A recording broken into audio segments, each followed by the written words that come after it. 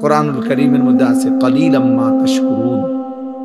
আল্লাহ তাআলা বলেন শুকর আদায় করে কম।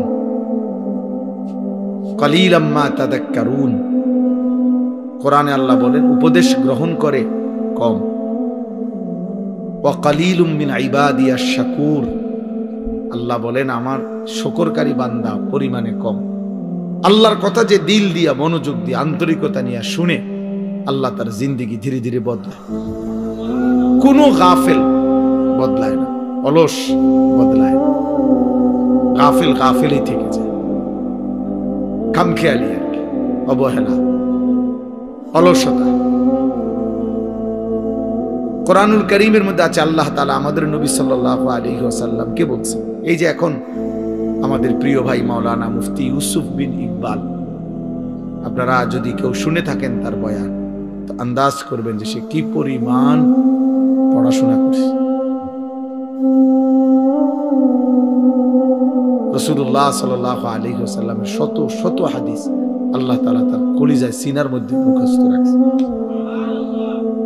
যাই বলে কিতাবের নাম, মুসান্নিফের নাম সহ বলে। এই আমি নিজে ওনার বয়ান শুনি, ব্যক্তিগতভাবে মহব্বত করি।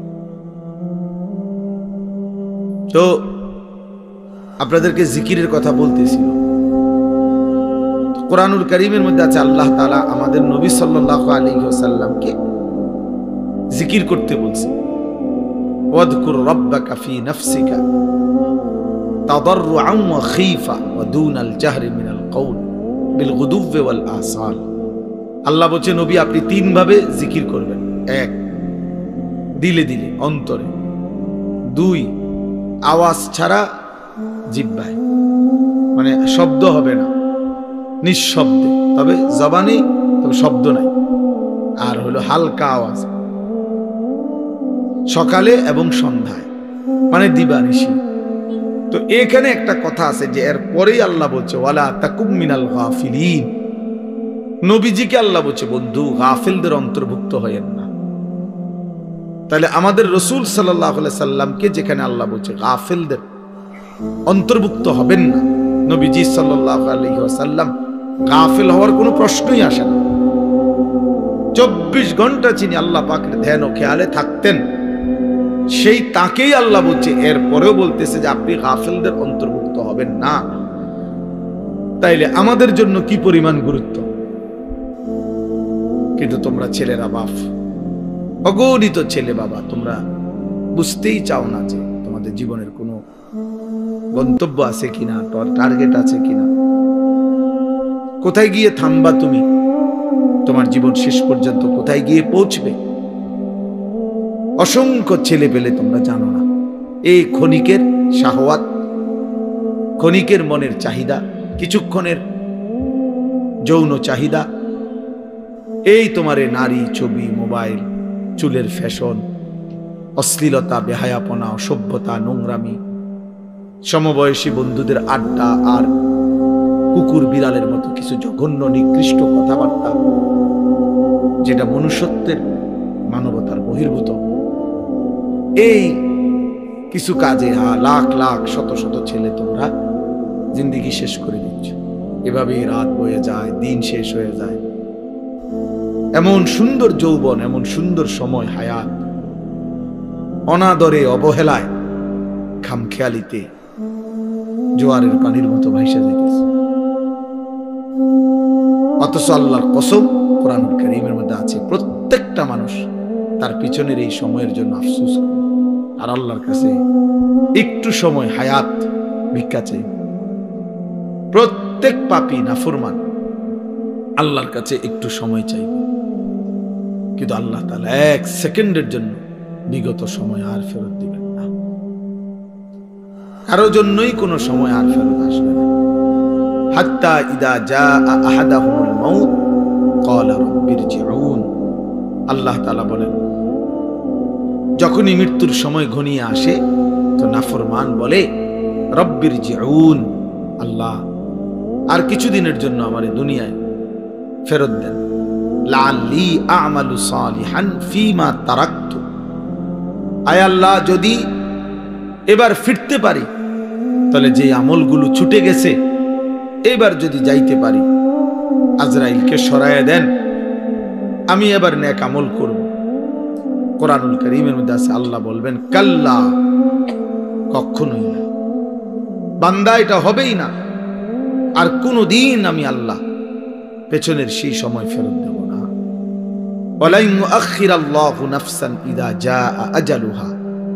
আল্লাহ বলেন প্রত্যেকের মৃত্যুর সময় যখন হয়েই যায়, তো আমি আল্লাহ তাআলার এক সেকেন্ড তাখির দেরি করি না, কাউকেই আমি আল্লাহ থাকতে দেই না। এজন্য বন্ধু আমার, দোস্ত আমার, সুখে থাকলেও মরে যাবেন, দুঃখে থাকলেও মরে যাবেন, হাসি কিংবা আনন্দ কিংবা বেদনায়, রাজপ্রাসাদ আর কুড়ে ঘর, সব অবস্থাতেই মারাই যাব, কবরেই চলে যেতে হবে। এই অনিবার্য বাস্তবতা, চিরন্তন এই সত্য যে আমাকে মরতে হবে, আমাকে চলে যেতে হবে, এটাকে অ্যাভয়েড করা, অস্বীকার করা, পাশ কাটানো, বুঝতে না চাওয়া, এটা নিতান্তই বোকামি ছাড়া আর কিছু না। কারণ বলে আমি বুঝি নাই এই জন্য আমার মরণ নাই, না, মানে না বুঝতেও মরে যাবেন। আপনি খেয়াল না করলেও মরে যাবেন, খেয়াল করলেও মরে যাবেন, খুব কেয়ারফুল থাকলেও মরে যাবে, আর অসতর্ক থাকলেও মরে যাবে। চাইলে আমার ভাই, আমার বাপ, আল্লাহর কথা, এ কথা নিয়ে আজকের কথা না, শুধু আমাকে যেতেই হবে, চলে যেতে হবে। গন্তব্য চিনা, মঞ্জিল চিনা, আমি আসলে যাব কোথায়, যাচ্ছি কোথায়, থামবো কোথায়, খোদার কসম এটা বুঝা আল্লাহর সবচেয়ে বড় নিয়ামত। এটাই সিরাতে মুস্তাকিম, যে আমি জানি আমি জিন্দেগি চলতেছি, আমার ঘর আমার শেষ মাথা না, আমার জীবনের শেষ প্রান্ত আমার দোকান না, আমার প্রান্ত আমার বিল্ডিং না, আমার জীবনের শেষ প্রান্ত আমার ব্যবসা না, আমার জিন্দেগির শেষ প্রান্ত জান্নাত। ওই পর্যন্ত আমি কিভাবে নিরাপদে যাইতে পারবো, সঠিকভাবে যাইতে পারবো, সেই পথের সন্ধান তালাশ করা, খুঁজে পাওয়া, ওই পথে চলতে পারা, আল্লাহর কসম ভাইয়া, ওইটাই জীবনের সবচেয়ে বড় সফলতা। আর এই জন্যই আল্লাহ তাআলা বলছে, বান্দা, তোমার জীবনের সবচেয়ে বেশি প্রয়োজন যেটা তুমি আল্লাহর কাছে চাইবা, সেটা কি? সেটা সিরাতে মুস্তাকিম। এই জন্য এই পৃথিবীতে এটার চাইতে বেশি কোনো কিছু বান্দা চায় না, কোন ইমানদার পৃথিবীতে এর চাইতে বেশি কিছু চায় না, অন্য কিছু। ইহদিনাস সিরাতাল মুস্তাকিম, সেই ফজরের নামাজ থেকে শুরু হয় এশার নামাজের শেষ রাকাত পর্যন্ত, একেবারে বিতির নামাজের শেষ রাকাত পর্যন্ত তাকে এই এক চাওয়া বলেই যেতে হয়। বলতে হয় কিনা বলেন না? ইহদিনাস সিরাতাল মুস্তাকিম সিরাতাল্লাযীনা আন'আমতা আলাইহিম। রব্বে করিম, আমি আপনার সিরাতে মুস্তাকিম চাই, যে পথে চললে মাওলা আপনাকে মিলে যাবে, যে পথে চললে মাওলা জান্নাত পর্যন্ত পৌঁছে যাবে। জীবন চলার প্রত্যেকটা পদক্ষেপে আমি সেই সিরাতে মুস্তাকিম চাই। সেই সকালে, দুপুরে, বিকালে, সন্ধ্যায়, রাতে, ফজরে, সুন্নতে, নফলে, মুস্তাহাবে, ফরজ, ওয়াজিব, সব বারে বারে বলা। আল্লাহ তাআলা বলেন, আন্না হাদা সিরাতি মুস্তাকিমান ফাত্তাবিউ। আল্লাহ বলেন, এই কোরআনই হচ্ছে আমার সিরাতে মুস্তাকিম। আন্না হাদা, নিশ্চয়ই ইহা, সিরাতি মুস্তাকিমান, আমি আল্লাহর সিরাতে মুস্তাকিম। ফাত্তাবিউ, অতএব বান্দা একেই অনুসরণ করো। ওয়ালা তাত্তাবিউস সুবুল, আর কোন পথ অনুসরণ করো না। ফাতাফাররাকা বিকুম আন সাবিলিহি, তাহলে তোমাকে সত্য পথ সিরাতে মুস্তাকিম থেকে বিচ্ছিন্ন করে দিবে। এজন্য এটা জীবনের বড় পা। আমার এটা খুব আফসোস লাগে, এই স্কুলে পড়ে, কলেজে পড়ে, ইউনিভার্সিটিতে পড়ে, কত কিছু পড়ে। আহা বন্ধু, বাংলা কথা বলতে পারে, ইংরেজি অনেক কথা সুন্দর জানে, কিন্তু মঞ্জিল চেনে না, কোথায় গিয়ে থামবে। মনে করছে এগুলো এতগুলো পড়া পড়তেছি, একটা সময় আইসা কর্মজীবনে শেষ বয়সে সুখ করব, শেষ বয়সে একটা ভালো চাকরি, একটা ভালো ব্যবসা, দুনিয়াবি একটা সমাজে একটা স্ট্যাটাস, কিন্তু দেখা গেছে সব যখন গুছায় কবরে যাওয়ার সময় হয়ে যায়, অথবা অসুস্থতা, রোগ, ডায়াবেটিস সহ বিভিন্ন রোগ আইসা বাসা বাঁধে, আর তখন দুনিয়া আছে কিন্তু ভোগ করতে পারে না। প্রতিদিন সকালবেলা যে কোনো ডায়াবেটিক হসপিটালে কেউ যদি যায়, 7টা বাজে, দেখেন কি পরিমাণ বয়স্ক, মাঝ বয়সী লোক, ভদ্রলোক, শিক্ষিত, উচ্চ শিক্ষিত, সমাজের এলিট পার্সন কিভাবে বসে সিরিয়াল ধরে রয়েছে ডায়াবেটিস পরীক্ষা। তাইলে আমার ভাই, দুনিয়ার এই হায়াত, আমাদের এই বেঁচে থাকার জীবনটাকে 2 ভাগ করা, যে এক ভাগে আমি কিছুদিন করব বা কর্ম করব, আরেক ভাগে আমি সুখ করব, এতটুকুতে এই দুনিয়া জীবনটাকে ভাগ করা, আর এর দূরের উপরে নিজের পরিকল্পনাকে সাজানো, আল্লাহর কসম এটা আহাম্মক ছাড়া, বেওকুফ ছাড়া আর কিচ্ছু হইতে পারে না।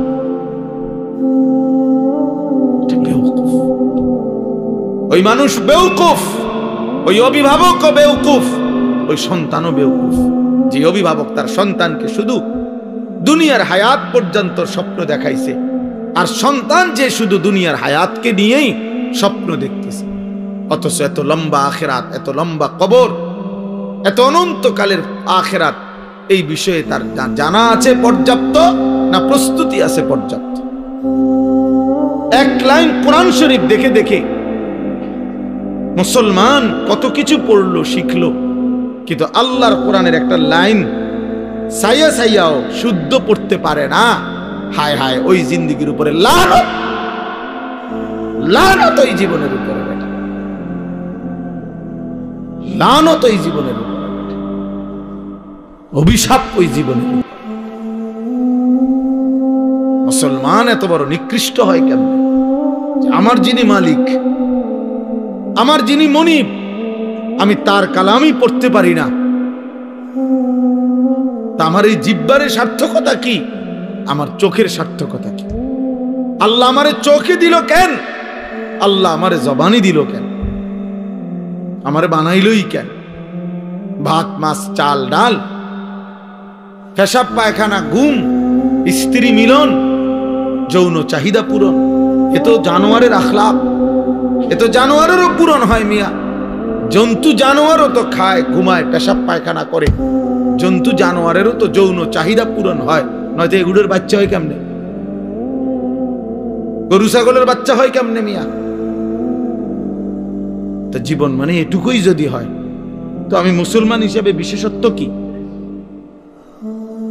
আমি ইমানদার হিসেবে আলাদা পরিচয়, গিয়ে ভাত কতটি খাই এই কারণে আমি মুসলমান নাকি? আমার একটা বিল্ডিং আছে এই কারণে আমি মুসলমান, এটাই মুসলমানের বৈশিষ্ট্য? হ্যাঁ বলেন, ছেলেরা বলো বাপ, নিজেকে তো কমপক্ষে চেনো ভাই।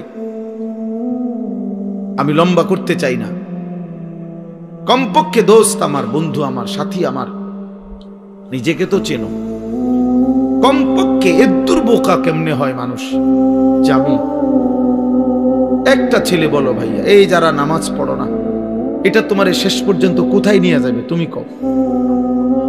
যারা দিন রাত নারী দেখো, ছবি দেখো, মোবাইল নিয়ে পড়ে থাকো, বন্ধু কোথায় গিয়ে থামবা বলো ইনসাফ করে? একজন সুদখোর বলেন, এই হারামখোর, তোর বেটা প্রয়োজন শেষ হবে কোন দিন? নাফরমান কোন হারামখোর সুদখোরের প্রয়োজন দুনিয়ায় শেষ হয়েছে কোনোদিন?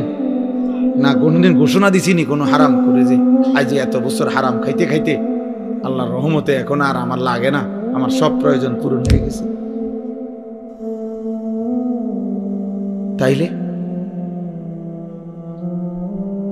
এই জন্য নিজের উপরে কমপক্ষে আত্মভোলা হয়ে যাওয়া, নিজেকে ভুলে যাওয়া, এর চাইতে বড় লানত, দুর্ভাগ্য আর কিছু হইতে পারে না। যে আমি আমাকে ভুলে গেছি, আমি আমারই চিনি না। ফাআনসাহুম আনফুসাহুম, কোরআন শরীফ আল্লাহ বলছে, আমার শায়েখ আল্লামা মুফতি মুশতাকুর নবী সাহেব বলছেন যে আল্লাহ তাআলা কোরআনে সবচেয়ে বড় ধমক কি দিছে? ধমক হলো এই কথাটা, ওয়ালা তাকুনু কাল্লাযীনা নাসুল্লাহ ফাআনসাহুম আনফুসাহুম উলাইকা হুমুল ফাসিকুন। আল্লাহ বলে বান্দা, মুমিনকে বলছে, এটা ঈমানদারদের। এই আয়াতের আগের আয়াত, ইয়া আইয়ুহাল্লাযীনা আমানু, হে ঈমানদার মুমিন, আমি আল্লাহকে এই পরিমাণ ভুলে যেও না। ওয়ালা তাকুনু কাল্লাযীনা নাসুল্লাহ, এমন হইও না যে যারা আমি আল্লাহকে লম্বা সময় ভুলে গেছে। আমি কিন্তু একটা শাস্তি দেই, যে আমাকে লম্বা সময় ভুলে যায়, যে আমার নাফরমানিতে ডুবে যায়, আমি তার একটা শাস্তি দেই বান্দা। শাস্তিটা হলো ফাআনসাহুম আনফুসাহুম, আমি তাকে নিজের পরিচয় ভুলাই দিই। সে আর কোনোদিন মনে পড়ে না সে মুসলমান, তার আর কোনোদিন মনে পড়ে না তার মৃত্যু হবে, তার আর কোনোদিন মনেই পড়ে না মৃত্যুর পরে কিছু হবে, তার আর মনেই পড়ে না কবরে কোনো প্রশ্ন হবে, তার আর মনেই পড়ে না হাসরের একটা মাঠ হবে, তার আর মনেই পড়ে না তার আমলনামা দেওয়া হবে, তার আর মনেই পড়ে না তাকে ফুলসিরাত পার হতে হবে। ফাআনসাহুম আখিরাতাহুম, আল্লাহ বলছে আমি তোমাকে তোমার পরিচয় ভুলাই দেব, মানে কি তোমার আখিরাত ভুলাই দেব। ভাত ভুলবা না, ভাত তরকারি ভুলতা না, এটি তো আমি জানোয়ারেরই খাওয়াই। আল্লাহ বল আখিরাত ভুলাই দেব, আখিরাত ভুলাই দেব, তোমার আখিরাত ভুলাই দেব, মঞ্জিল ভুলাই দেব, গন্তব্য ভুলিয়ে দেব। আজকে বলো ভাই ছেলে, একজন ছেলে বলো, প্রতিদিন আমি এই কথা চিল্লাই, প্রতিদিন যে 365 দিনের একটা বছরে, এক বছরে কোনদিন মুসলমানের যে বাচ্চা, মুসলমানের যে লোকটা কোনদিন ফজরের নামাজ পড়লো না, এই জানোয়ার আল্লাহরে কেমন বলাটা বলছে?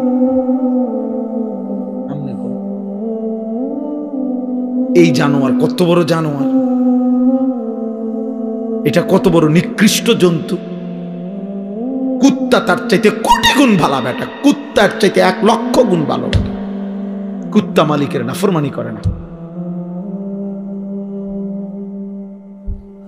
365 দিনের এক বছরে কোনদিন এই জানোয়ার কোনদিন ফজরের নামাজ পড়ে না, অথচ সে কহে বলে মুসলমান। আরে তুই কি মুসলমান? তোরে মুসলমান বললে মুসলমান কারে কইবে? হাইওয়ান। ভাত খাও দেখে মুসলমান, খানা তো জানোয়ারের আখলাক।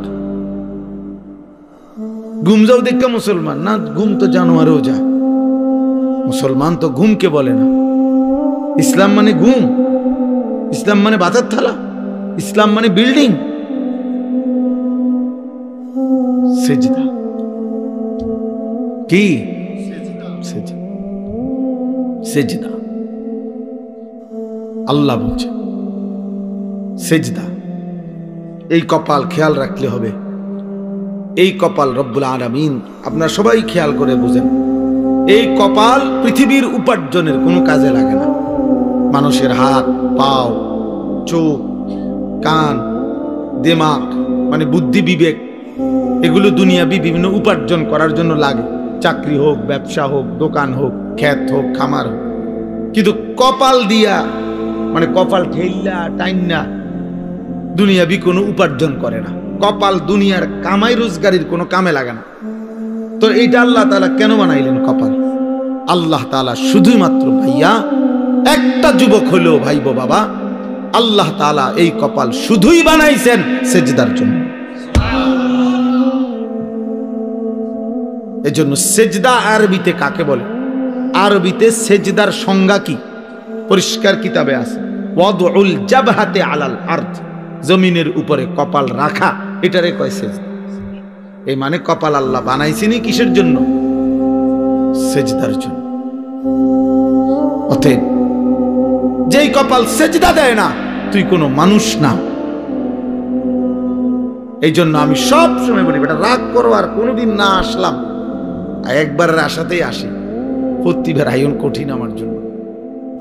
আর যদি কোনোদিন নাও আসি তো মনে রাখো, যারা এখানে যারা বসা, যাদের কপালে সেজদা নাই, যারা নামাজ পড়ো না, তোর ওই কপালে থুতু মারলাম, থু থু তোর কপালে, থুতু মারি তোর কপালে, থু তোর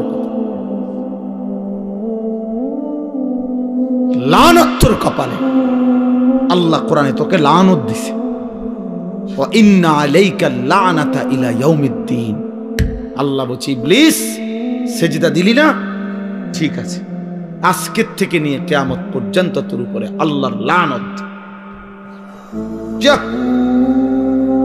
ভাত খা জানোয়ার, খানা তোর খাওয়াবো, খানা যেহেতু আমি কুত্তারে খাবাই, তোরে খাবাইতাম না, খা।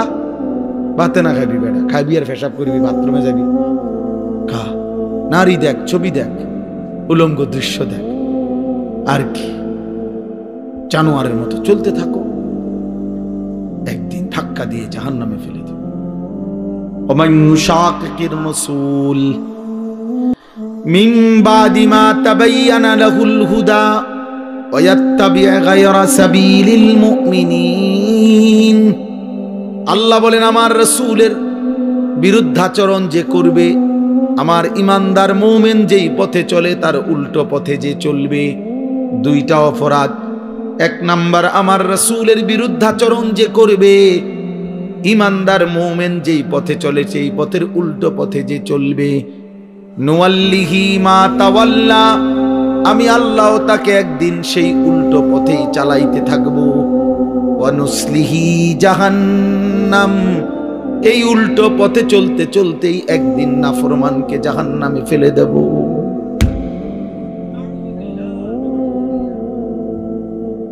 হ্যাঁ ভাইয়া, ভাত খাওয়াবে ঠিক, কিন্তু যদি আল্লাহ কোনোদিন, আর আমার কথা রাগ হইও না দোস্ত, যারা নিয়মিত নামাজ পড়েন না, হালাল খান না, সুদ খাইতেছেন, ঘুষ খাইতেছেন, কিস্তি লইতে আছেন, ওজনে কম দিতে আছেন, বেডি নাচে, নাচ দেখে, গান দেখে, বেপরদা চলে, ঘরে টেলিভিশন চলে, নর্তকী নাচে। আচ্ছা, যদি আল্লাহ তাআলার কোনোদিন না ফিরায়, আর কোনোদিন যদি তৌফিক না দেয়, যুবক মনে করো আর কোনোদিন তোমার সেজদার তৌফিক দিলই না, আর কোনোদিন মনেই পড়লো না নাম, তো কি হবে অবস্থা? কোনোদিন আর এই গুনাহ থেকে, হারামের উপার্জন থেকে, সুদের টাকা, ঘুষের টাকা, হারাম উপার্জন থেকে আর ফিরবার সুযোগই দিছে না মনে করে, তো তখন কি হবে? হ্যাঁ, এরপরে গন্তব্যটা কোথায়? এটা বোঝা উচিত, এটা বোঝা উচিত। আমরা ওয়াজ শুধুই ওয়াজ, বক্তা যাচাই করা না, যে এক এক বছর লাইরা ছেড়ে বক্তা দাওয়াত দাও, যখন যার একটু পরিস্থিতি আছে তারে আইনা দাওয়াত দাও, কিছু লোক হইব, কিছু চটপটি বুট বাদাম বেচা হইব, হ্যাঁ কিছু মানুষ, এর জন্য না বাপ, আমি ব্যক্তিগতভাবে এর পক্ষপাতী না। আমার কথা হইল একজনই শুনুক আর 10 জনই শুনুক, বলতে হবে আল্লাহর জন্য। এই জন্য ভাই আমার, বাবা আমার, আমরা প্রত্যেকেই ইনশাআল্লাহ আল্লাহর দিকে ফিরে, আল্লাহর দিকে ফিরে আসা, মালিককে সেজদা দেওয়া, এর মধ্যেই আমাদের ইজ্জত, শান্তি, নিরাপত্তা, দুনিয়ারও সৌন্দর্য, আখিরাতেরও সৌন্দর্য। কোনো হারামখোর খুশিতে নাই, কোনো সুদখোর বেঈমান, এই ঘৃণিত কোনো পাপী মানুষের কাছে সমাদৃত হয় না।